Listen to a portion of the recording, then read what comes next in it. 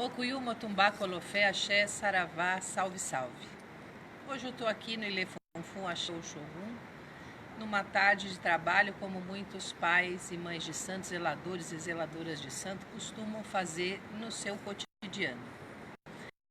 A vida dos zeladores, pais e mães de santos são cheios, de trabalhos invisibilizados. São trabalhos que vão além dos orôs, que vão além dos toques, dos rituais, que acompanham os andamentos das suas casas de santo. Muitas pessoas desconhecem esse trabalho. E uma das coisas que acontecem nas casas são os jogos. E eu queria falar de 3 coisas para vocês que a gente não costuma ver. Uma que é baseada no método preditivo, outra preventivo e na última curativo. Meu babá, pai Rivas, ele dizia que existiam essas 3 instâncias. O método preditivo é o que a gente faz nas casas de santo quando abre o jogo para alguém, não só para a operação curativa, que é o último estágio. O preditivo é quando você olha para a pessoa, vê o odô dela, vê a configuração desta pessoa em relação às coisas do orixá. Vai ver lá o carrego de santo, vai levantar as questões pessoais e ver o que pode, tem tendências, não tem tendências, aquilo que são processos pessoais, individuais e da relação dela com o divino, com o orixá. Isso daí são as probabilidades que se abrem na vida da pessoa. Muitas pessoas procuram isso tardiamente. Raras são aquelas pessoas, por exemplo, que ao nascer já passam pelo processo preditivo, passando pelo jogo, levantando seu odô, as possibilidades durante sua vida. Isso é muito raro, a não ser famílias que já estão há muito tempo no terreiro, nos ilês, nas roças, e têm por hábito consultar o seu pai e a sua mãe de santo assim que os seus filhos estão no ventre ou logo ao nascer. O que nos resta, 2 instâncias: se o preditivo se foi, o preventivo e o curativo. A maior parte das pessoas procuram o último estágio, que é o estágio curativo. É quando alguma coisa aparece na vida dela, quando alguma situação, seja ela do campo espiritual, social, psíquico, afetivo ou financeiro, eclodem na sua vida, e aí ela corre para tentar um método curativo. Mas aí a coisa está instalada, é o último estágio. Muita gente vai no terreiro procurando, as pessoas já se encontram assim, já pularam inclusive a questão preventiva. A preventiva, eu vou voltar, preditivo, que é difícil de ter, porque as pessoas não procuram para saber os seus odôs. Raras pessoas procuram um jogo com esse intuito. Procuram para saber o santo, mas sem aquela preocupação de penetrar nessa questão do odô, das historietas, da mitologia, que vai explicar muito dela. O preventivo é quando já se pulou o preditivo, passa para a segunda etapa, que é o preventivo, que é a pessoa que vai ao terreiro e leva uma vida com essa ética, ou éticas, porque cada terreiro, você falando em cantarias, candomblés e umbandas, nós vamos encontrar éticas diferentes, e dentro dessa ética, cada pessoa tem que ser coerente com o que ela vive dentro da sua casa de santo. Mas aí tem um aspecto preditivo, que é o fato dela estar ligada a uma casa de santo, seguir uma ética, uma metodologia e um conhecimento, e regrar sua vida dentro dessas pautas. Uma das coisas que do método preventivo, por exemplo, muito utilizado em várias das escolas das religiões afro-brasileiras, nos diversos núcleos, são os banhos, a macis, abôs, que são feitos dentro das casas de santo, que tem aí como objetivo realmente prevenir que se ecloda alguma coisa, um controle, defumações em outras casas, ebós em outras casas, mas são métodos preventivos. E, por último, o curativo, quando a coisa está instalada, você chega lá na mãe de santo, no pai de santo, no zelador, na zeladora, e fala: olha, você resolve o problema para mim, como se esses 2 estágios anteriores não existissem. Então, a responsabilidade passa a ser do pai e da mãe de santo. a pessoa se exime um pouco da sua responsabilidade em relação à sua vida. É lógico que, como um pronto-socorro, ninguém vai chegar lá e deixar de ser cuidado. Vai tirar de você, né, e vai te dar um direcionamento dentro desse aspecto curativo, emergencial, e procurar colocar você na rota de novo. Mas já houve um prejuízo anterior. Um exemplo, como eu falei no início aqui, se você nasce no terreiro, dentro da nossa ética, dentro da nossa religião, poderia ser em qualquer outra. Não estou dizendo que é só dentro do terreiro. Se você nasce dentro do terreiro e cresce com essa lógica, com essa ética e vai aprendendo esse sistema, vamos colocar assim, de vida e se precavendo, é diferente de que alguém que chega com 30, 40 anos e fala, eu tenho um problema, eu preciso resolver. Já se foram 40 anos. 40 anos já foram passados, 30 anos, 20 anos, e você não pensava sobre essas questões.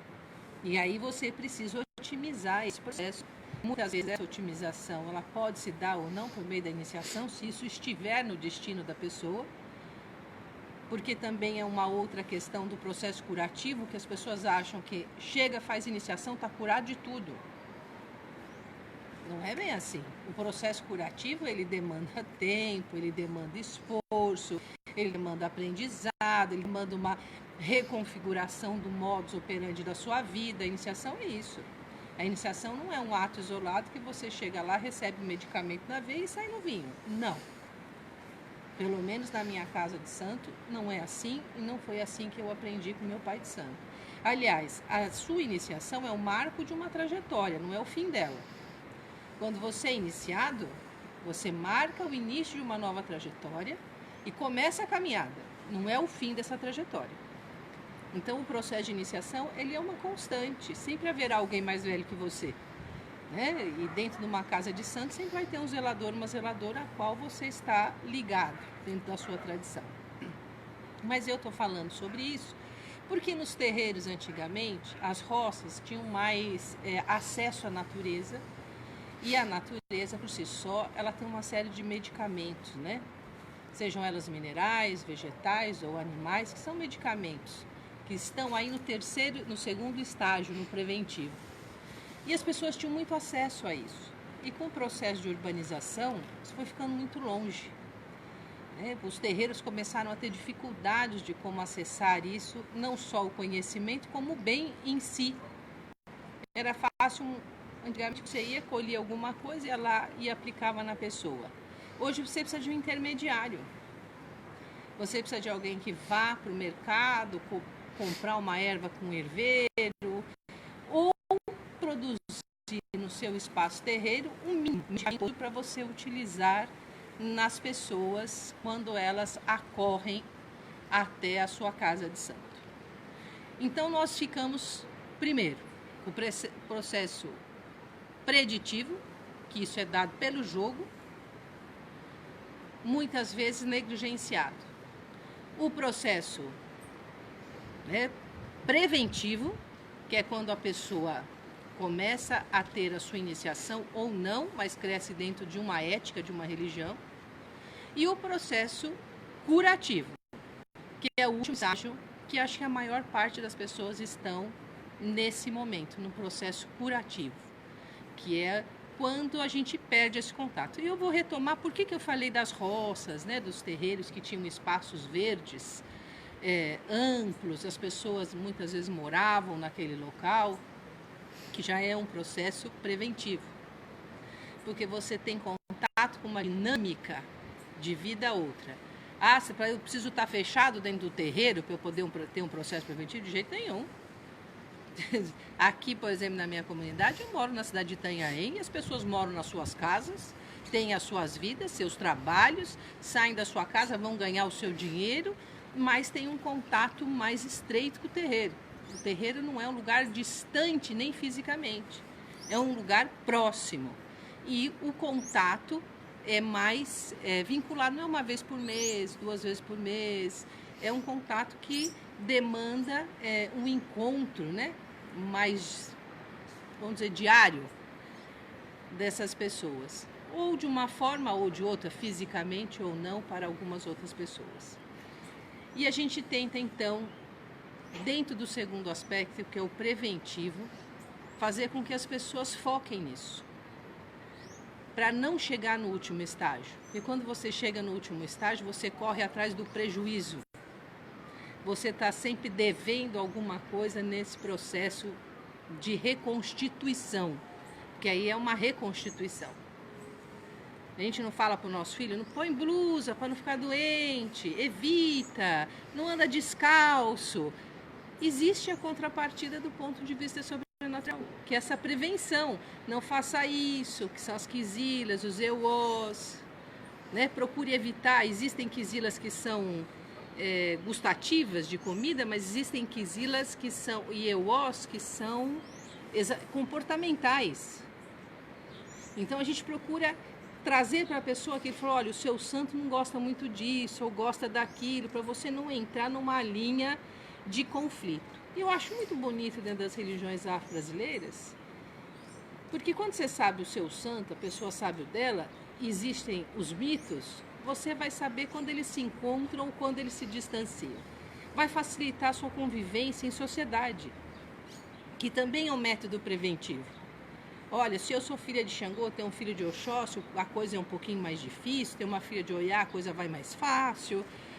A gente começa a entender as múltiplas relações que nós temos na vida, mas com uma ótica espiritual. Nós olhamos a nossa sociedade, nós olhamos a nossa vida com outro perfil. Aí nós estamos, de novo, entrando nessa questão preventiva. O quanto ser filho de orixá ou filha de orixá dá sentido, ética à minha vida. Quanto que ela me permite viver dentro desses aspectos de consonância, né, com as outras pessoas em sociedade. Então a gente já, o preditivo é aquilo que é espiritual, essencial, estrutural. O preventivo, aquilo que já é vertical, mas ao mesmo tempo horizontal, ou seja, você tem uma coisa do sobrenatural, mas você também tem uma coisa social. E o curativo é aquela coisa pontual, emergencial sua com o Pai de Santo, ali numa relação que ele vai tentar interceder com você dentro daquilo que é espiritual. E essa é a coisa do terreiro.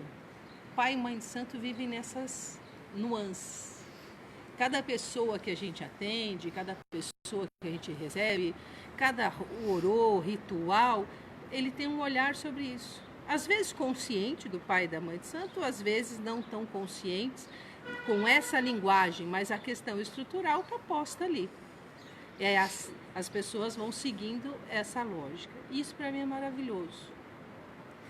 Porque a gente acaba entendendo o mundo, a sociedade, que a gente fala que o ser humano ele tem uma estrutura, o sagrado, né? Primeiro a divindade, as potestades divinas, que são os orixás, os nossos ancestrais ilustres, que no caso do candomblé são os eguns, da umbanda, as encantarias, pode ser caboclo, preto velho, baiano, boiadeiro, mestre, os encantados em geral, e a humanidade. Só que o preditivo está ligado diretamente à divindade, o preventivo ele vai estar ligado à divindade, o ancestral e você, né, essa coisa, e o curativo engloba a natureza nesse processo. E essas são as relações que a gente faz para cuidar de uma pessoa, para ter ali um cuidado com aquela pessoa. E como eu disse, a nossa religião nos permite nos olharmos em teia e termos uma noção do que nós somos hoje, mas também termos uma noção do mundo invisível do que nós somos. Porque a gente normalmente olha o sujeito social, né?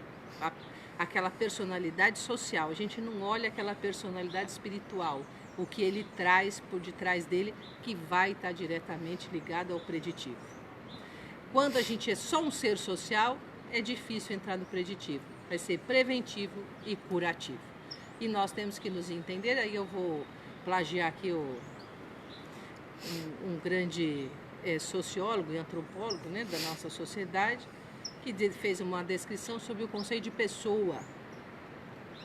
E ele dizia que a pessoa, você tinha que olhá-la em dois planos, o visível e o invisível. E o meu pai de santo, que sempre também falava isso, que existe o consciente e o inconsciente. E que nosso consciente é 1% do que nós somos. 99% do que nós somos é inconsciente e espiritual. Logo, preditivo. Assim, ter colaborado em alguma medida para a reflexão de todos e todas vocês, e desejo que nos 3 âmbitos todos tenham muito êxito nas suas vidas. Mocuyu, Motumbá, Colofé, Axé, Saravá, salve, salve.